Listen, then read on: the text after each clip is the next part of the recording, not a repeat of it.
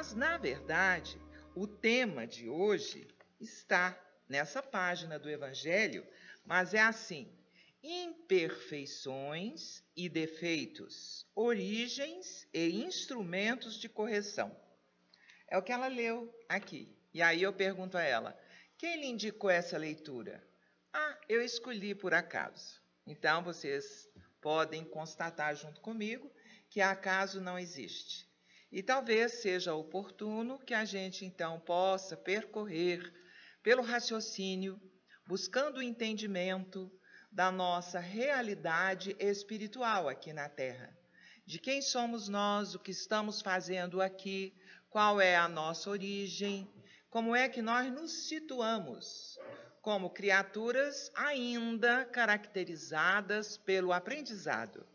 Nós somos aprendizes, espíritos imortais numa jornada de experiências que nos farão burilar o espírito imortal que habita esse corpo transitório. Estamos aqui para crescer em sabedoria, para aprender a amar melhor. Entretanto, nós sofremos porque constatamos sempre que fazemos aquilo que nós não queríamos fazer. E o que nós queremos fazer, pelo entendimento já, não conseguimos. Então, não conseguimos seguir assim, sem nenhum deslize. Erramos, equivocamos, desviamos das leis divinas que nos regem constantemente. Mas é preciso retomar as rédeas do nosso destino. É preciso que nós compreendamos a importância de nos vermos a nós mesmos como somos.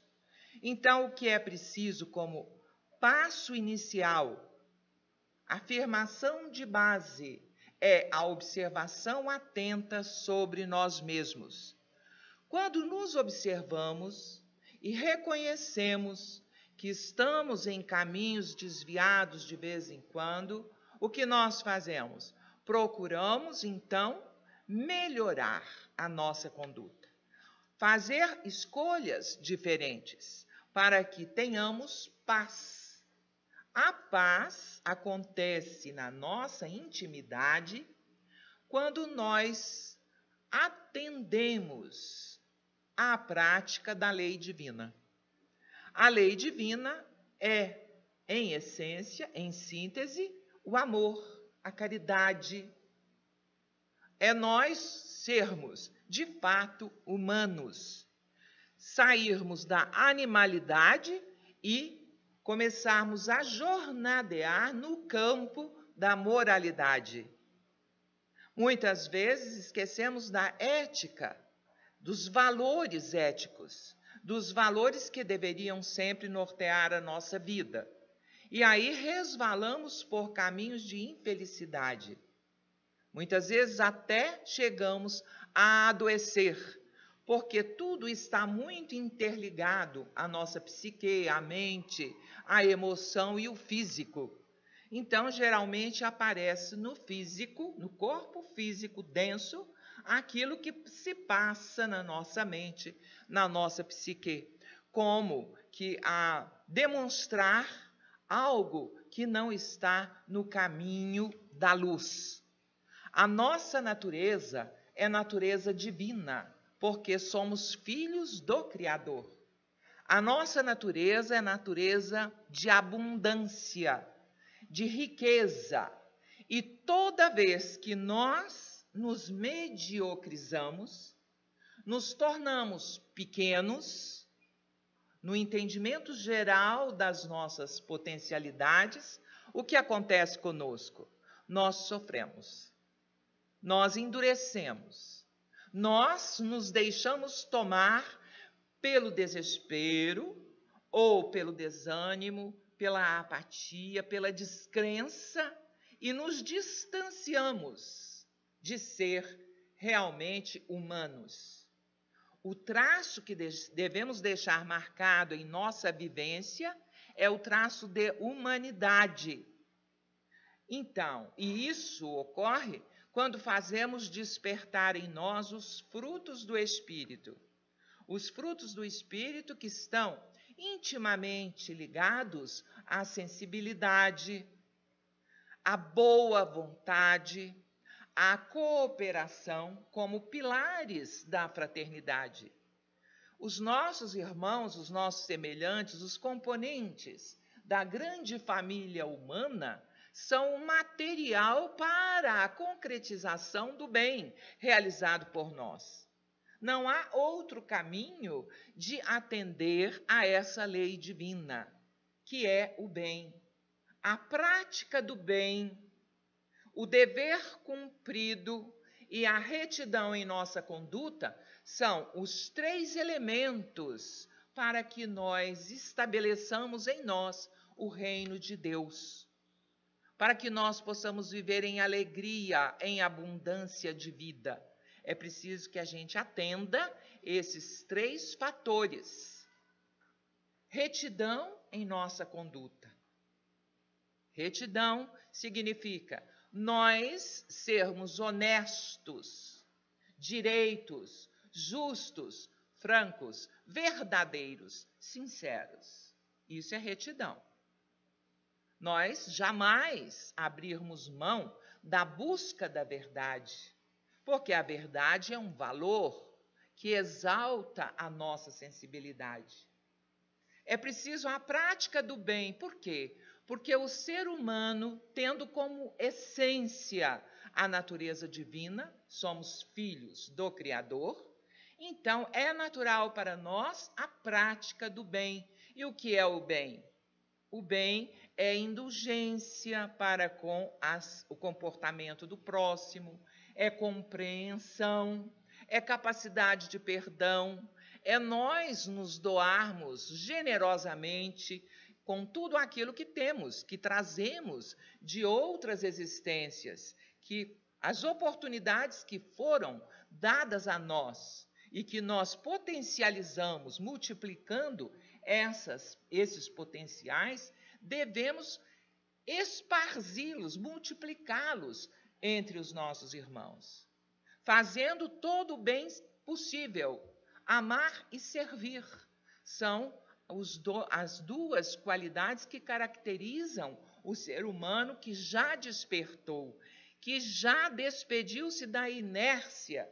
Muitas vezes continuamos naquele horizonte de conforto, de inércia, de mentira, acreditando que em não fazendo mal, em não praticando o erro, estamos justificados na vida. Mas nos esquecemos de olhar para a tarefa mais importante que nos compete. Qual seria essa tarefa? É aformosear o nosso espírito, o espírito imortal que habita essa carne provisória. Estamos aqui com essa tarefa que não é geral, que é uma tarefa de cunho particular, pessoal. Eu mesmo preciso observar a mim mesmo e descobrir os vícios que ainda assolam o meu íntimo. Quais as qualidades já conquistadas por mim? De que forma poderei agir para combater as minhas más inclinações, os meus vícios, a minha ociosidade, a minha dificuldade em transformar-me para melhor? A raiz de todos os problemas está na ociosidade. É não querer ir, é não querer avançar, é não querer tornar-se aquilo que se deve, se pode ser. Então, nós, às vezes, nos conformamos com menos do que somos. E isso é um verdadeiro crime contra nós mesmos. Quando abrimos mão de pensar, nós estamos nos assemelhando àquela figura triste do carrasco nazista, Adolf Eichmann, que foi julgado lá em Jerusalém, na presença de Hannah Arendt, uma filósofa. E ela pôde perceber que o crime daquele homem, que poderia ter sido repetido por qualquer um de nós, é o crime de abrir mão de si mesmo, do próprio pensamento. É como se ele fosse apenas um instrumento mecânico na contextura da sociedade. E isso gerou o desastre do genocídio dos judeus. A mesma coisa está acontecendo lá na Síria, nos dias de hoje. Tanta crueldade, tanta desumanidade, tanta irreflexão. Por quê? Porque nós, os seres humanos, nos perdemos de nós mesmos. Nós não queremos olhar para nós. Nós ainda estamos longe de descobrir que a sociedade é o reflexo das individualidades e que é urgente a nossa transformação para reais seres humanos. Para nos tornarmos de fato seres humanos, precisamos batalhar incansavelmente para o nosso burilamento interior. Jesus já nos disse, lá atrás, quando esteve conosco, há mais de 2000 anos atrás, convidando-nos para engrossar fileira, como cidadãos varonis, fortes, robustos, seres pensantes, com qualidades e caráter, para engrossarmos fileiras como cidadãos do reino dos céus, que ele estava inaugurando com sua presença aqui na terra. Mas deixou claro que a similitude dos cidadãos do reino dos céus, ela tem similitude. Eles, os cidadãos, nós temos similitude com a luz, porque ele diz que brilhe a vossa luz. Então, somos luz. E a luz serve para tirar da escuridão, para clarear, para iluminar. Isso é muito interessante. Estamos aqui para acender luz íntima, primeiro. E depois, com a nossa postura, podemos alcançar os outros que amamos. Mas a tarefa pessoal indelegável é nossa em relação a nós mesmos, a formosear o espírito imortal. A segunda semelhança, ele faz comparando-nos com o sal que dá sabor, o sal que não se corrompe, o sal que é um elemento que cuida, que não se altera. Então, isso nos reporta a convicção. Precisamos crer na vida. Precisamos observar o que acontece dentro de nós, em torno de nós, no universo. E vendo, refletindo sobre tudo isso, nós acreditamos nos ensinos de Jesus. Acreditamos em Deus, acreditamos no mecanismo perfeito dos universos. Então, a condição sine qua non primeira é nós nos conhecermos e saber em que acreditamos. Saber dos nossos defeitos, que são naturais, porque ainda somos aprendizes. Saber das nossas virtudes e nos interessarmos em ajudar a nós próprios, porque quando constatamos os nossos defeitos, aí estabelecemos a condição de cura real. Então, precisamos nos curar quando constatamos os nossos defeitos repetidos. Porque há muitas encarnações que estamos aqui pisando o barro, que estamos pelejando para realizar uma real transformação. E continuamos abraçados, imantados aos mesmos comportamentos, aos velhos hábitos e costumes.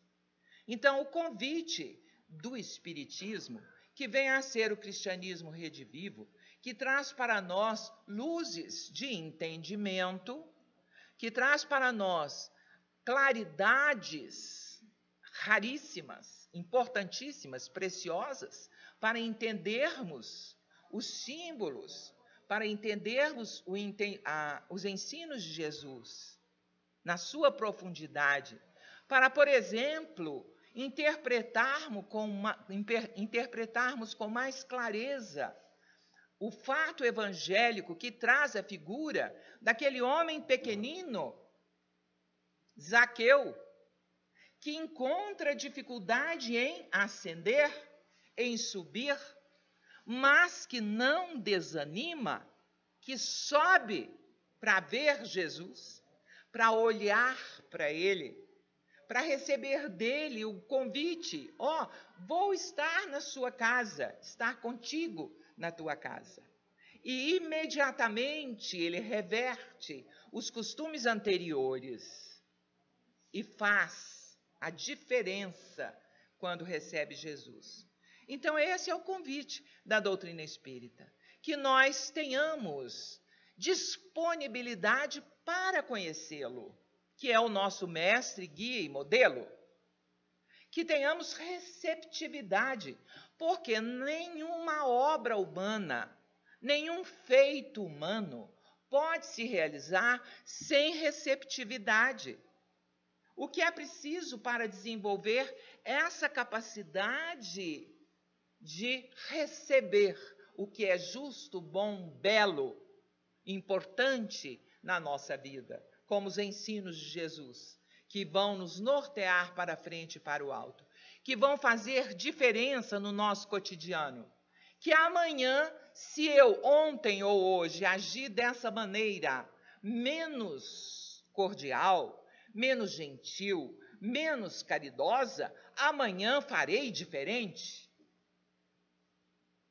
Aquele que se encontra obstruído na capacidade de amar, porque tem medo de se relacionar, tem medo de se jogar, tem muitas obstruções interiores incapacitando-o, precisa despertar, precisa viver a vida humana que é preciosa. Nós enfrentamos uma fila de milhares de candidatos a retornar a essa escola da vida, que é a Terra, que é também chamada escola de aperfeiçoamento.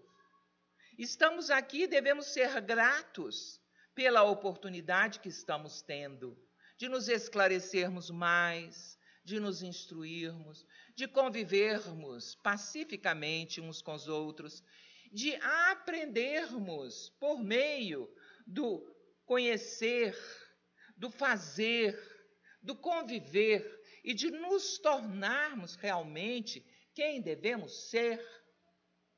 Então, são projetos que a vida nos coloca para que tenhamos a lucidez e a maturidade para abraçar e caminhar para frente. Deus não nos quer tristes e sisudos.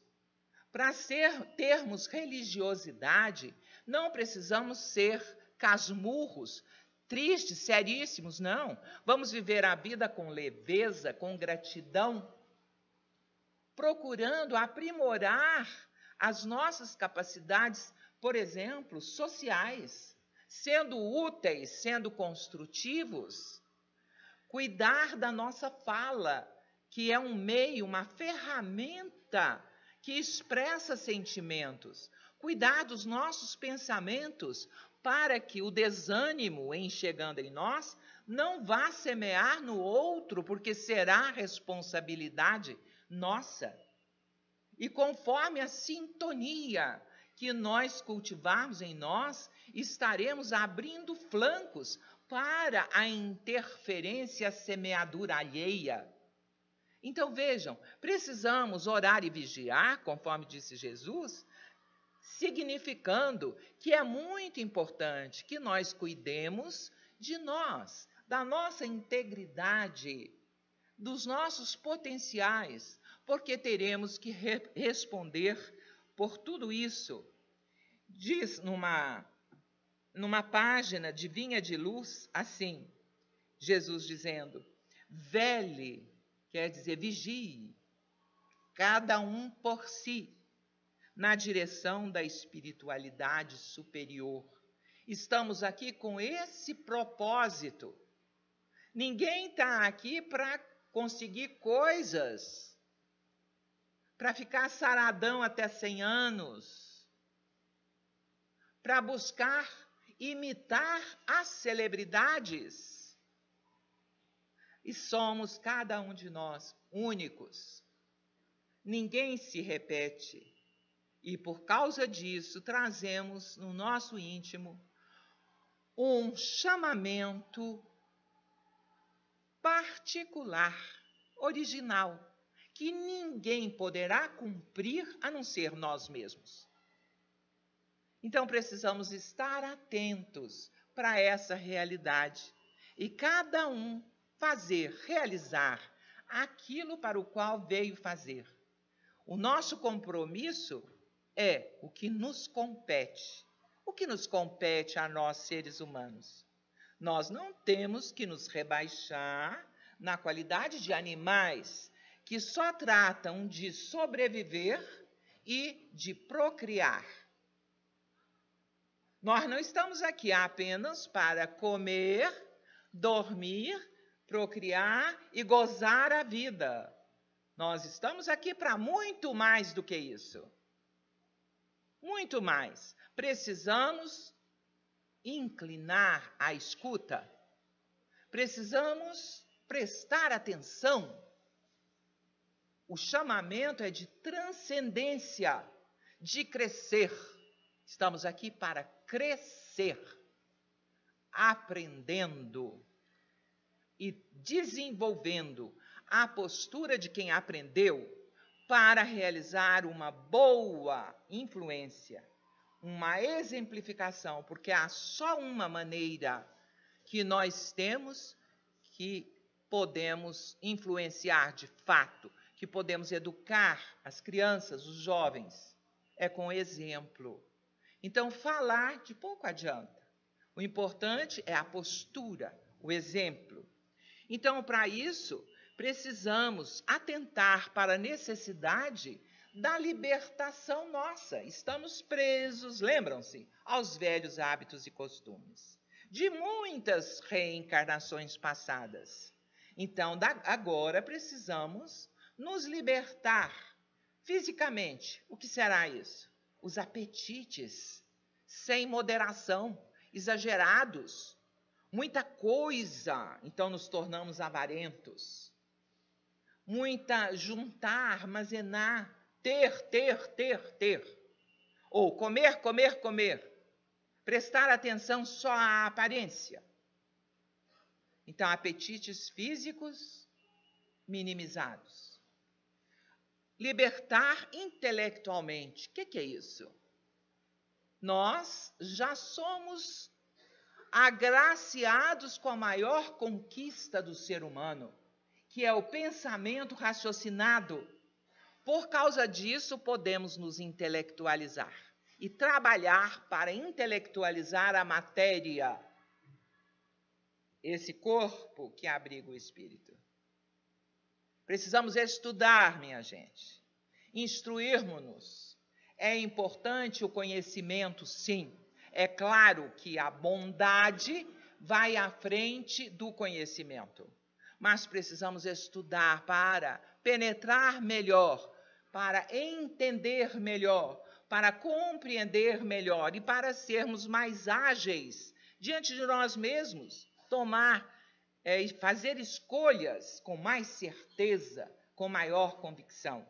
Essa é a libertação intelectual quando nós buscamos a verdade, para nós não nos tornarmos nunca fanáticos, dogmáticos. Quando sabemos a verdade, sabemos discernir isso daquilo. Desde Sócrates, que buscava a verdade. Gandhi foi o grande protótipo dessa busca da verdade. Então, falando em Gandhi, falando em Sócrates, falando em Chico Xavier, há um convite também dos espíritos iluminados, para que nós busquemos conhecer a vida dos nossos irmãos que se tornaram plenos, que se tornaram santos. Por quê? Porque são inspiradoras essas vidas. Eu estava lendo outro dia a história de William Wilberforce, do século XVIII, um político muito próspero, muito considerado, respeitado pelos pares, mas que se destacou dentre eles e depois foi bastante censurado, porque a ação dele afetava os interesses financeiros dos companheiros. Ele começou a elaborar leis e a lutar por elas, para que elas realmente vigorassem e impedissem que continuasse havendo o tráfico de escravos negreiros, os navios negreiros. Então, ele lutou para estabelecer leis que proibissem o tráfico de negros escravos, lá na Europa, isso no século XVIII. Então, um político bem de situação, bem de vida, lá no conforto dele, absolutamente, não se conformou, atendeu ao chamado de fazer mais e melhor, transcendendo. Então, vejam a influência de um pensamento vigoroso de um Albert Schweitzer, que não só falou, ele não falou nada, ele apenas agiu. O que ele fez? Teólogo, musicista, bem de vida, morando lá em Londres, Schweitzer, não sei se é Londres ou se é Áustria, lá na Europa, sai de lá para se embrenhar no Congo, lá na África. Estabeleceu lá, inaugurou lá um hospital para atender os irmãos que sofriam a investida de mosquitos aos montes, aos milhares, e a maioria da população já estava cega por causa do tracoma transmitido pelos insetos. Esse Albert Schweitzer, esse pensador teólogo maravilhoso, disse certa vez que a ética verdadeira e universal é a ética do respeito à vida.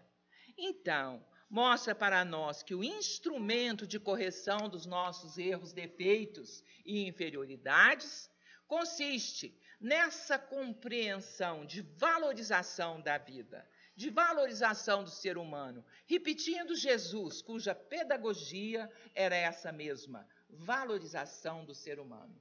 Antes de qualquer realização junto aos semelhantes, lá na época de Jesus, ele, antes de realizar, ele perguntava: o que queres que eu faça? Aí a pessoa que vinha buscar Jesus dizia: eu quero que o Senhor me cure, eu quero ver, ou então eu quero ouvir, eu quero ser limpo da lepra. Então Jesus sempre respeitou e valorizou o ser humano. Em seguida, a cura, ele não se dizia poderoso, eu te curei. O que dizia Jesus? Vá, a tua fé te curou. Então, que nós possamos nos penetrar dessa ideia, do nosso poder, do potencial que o ser humano tem, que possamos colaborar para esse projeto de progresso, não só individual, mas refletindo na coletividade, na sociedade, para de uma forma amena, suave, mas intensa, com pensamentos, palavras e obras, nós podemos colaborar com a paz no mundo. Há uma necessidade gritante de nós orarmos pela paz lá dos nossos irmãos distantes, pela paz aqui no nosso país, pela correção dos desvios. Para Deus nada é impossível. Então, que nós possamos acreditar mais e nos tornarmos luminosos, como Jesus disse, semelhante ao sal, semelhante à luz, com o comportamento da ascese cristã, que vem a ser a mansidão, a humildade, todo o conjunto de virtudes que devem ornar o nosso caráter e iluminar as nossas vidas. Então, que Jesus nos abençoe, nos ilumine, nos fortaleça com aqueles sentimentos que vão nos garantir o êxito da nossa empreitada. E o que Jesus pede de nós não é nada mais, nada menos do que firmeza, tenacidade, vontade firme, foco naquilo que devemos realizar. Porque aquele que não tem foco, aquele que não sabe aonde quer ir, já perdeu a sua empreitada. Então, o pior naufrágio é não saber aonde queremos ir. E nós todos aqui já sabemos, queremos estabelecer o mais íntimo contato possível com Jesus, que é o nosso mestre, guia e modelo, para aprimorar os nossos sentimentos e alcançarmos uma realização humanizada, otimizada, de excelência. Que Jesus nos abençoe a todos, então. Boa noite.